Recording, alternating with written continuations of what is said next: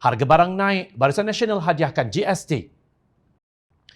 Kongres Kesatuan Pekerja-Pekerja di dalam Perkhidmatan Awam atau QPEX menggesa kerajaan agar melaksanakan 3 langkah penting bagi membantu penjawat awam yang kini terkesan akibat kenaikan harga barang. Presidennya Datuk Adnan Mat berkata langkah itu ialah melaksanakan gaji minimum penjawat awam RM1,800, menaikkan 2 tahap kenaikan gaji tahunan KGT dan melaksanakan sistem saraan baharu yang lebih berkesan. Kami tetap berterima kasih kepada kerajaan kerana melaksanakan beberapa langkah utama tangani kenaikan harga barang, tetapi pada masa ini masih tidak mampu membantu kami menghadapi situasi itu dengan kedudukan keuangan dan gaji kami sekarang, katanya, seperti dipetik bernama Jumaat lalu. Adnan berkata pelaksanaan gaji minimum RM1,800 dalam sektor awam akan diikuti oleh sektor swasta yang seterusnya akan dilaksanakan secara menyeluruh dan lancar. Merujuk kepada cadangan sistem saraan baharu, Adnan berkata sistem saraan Malaysia SSM telah berusia kira-kira 20 tahun dan tidak berkesan dalam membantu penjawat awam dalam situasi masa ini.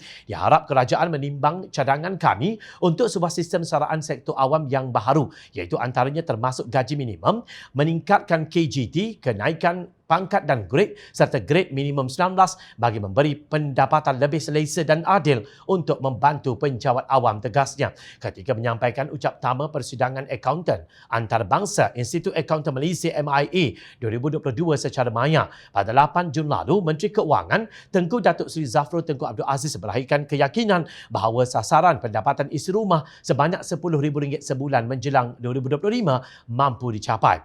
Ini berikutan pelbagai strategi yang diperkenalkan untuk memulih dan memperkukuh asas ekonomi, terutama melalui pelaksanaan amalan alam sekitar, sosial dan tadbir urus atau ESG. Katanya, rancangan Malaysia ke-12 RMK-12 jelas meletakkan pelbagai langkah yang sentiasa menjadi dasar belanjawan tahunan serta langkah khusus yang memberi kehidupan kepada aspirasi jangka masa panjang lain.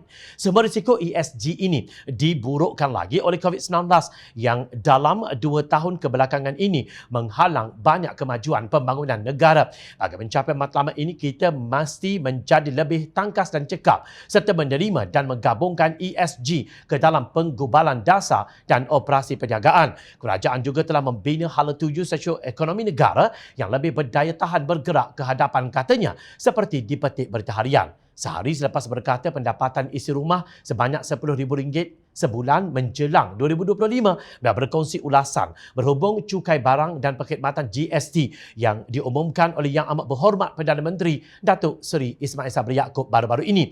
GST kini diguna pakai oleh hampir 90% negara di seluruh dunia. Sekiranya sistem ini kurang baik, tidak mungkin sistem cukai ini menjadi pilihan begitu banyak negara, katanya. Seperti yang telah Jom China dedahkan sebelum ini, negara yang mengamalkan GST dilanda inflasi yang jauh lebih teruk daripada Malaysia yang mengamalkan sistem cukai jualan dan perkhidmatan SST. Menurut Trading Economics, tarikh 3 Jun 2022, inflasi di Australia ialah 5.1%, Kanada pula 6%, New Zealand 6.9%, Singapura 5.4%, manakala India 7.79%. Sementara itu, Malaysia yang mengamalkan SST mengalami inflasi sebanyak 2.3% sahaja. Ini jauh lebih rendah berbanding dengan negara-negara yang kononnya menggunakan sistem GST.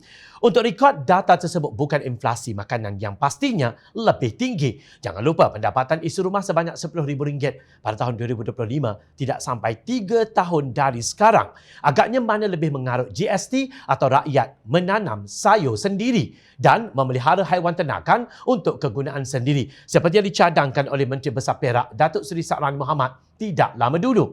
Katanya langkah itu juga merupakan antara inisiatif bagi mengurangkan bebanan kos sara hidup rakyat yang terkesan akibat kenaikan harga beberapa produk pertanian dan peternakan ketika ini. Sayur-sayuran boleh ditanam manakala kambing, lembu, kerbau dan ayam boleh diternak untuk kegunaan sendiri serta boleh dijual sekiranya bekalan itu berlebihan.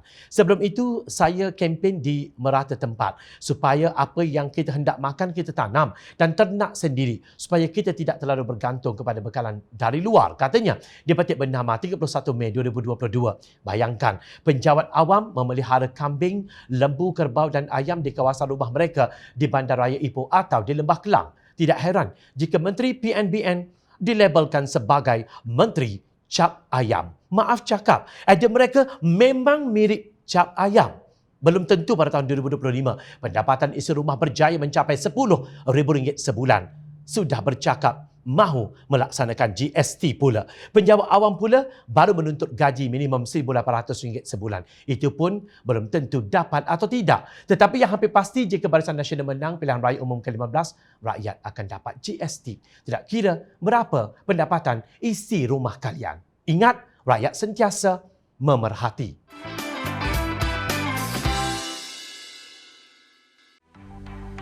Mencari maklumat dan berita politik yang bebas, kupasan yang tepat, panas. Dapatkannya secara eksklusif hanya di Jom Channel.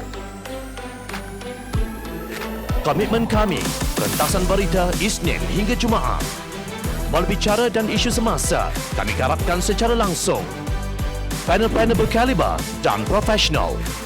Interaktif, pandangan anda kami raikan. Jangan lupa bersama kami di setiap hujung minggu dalam edisi khas mingguan. Jom Channel, moving forward, sharing a new experience.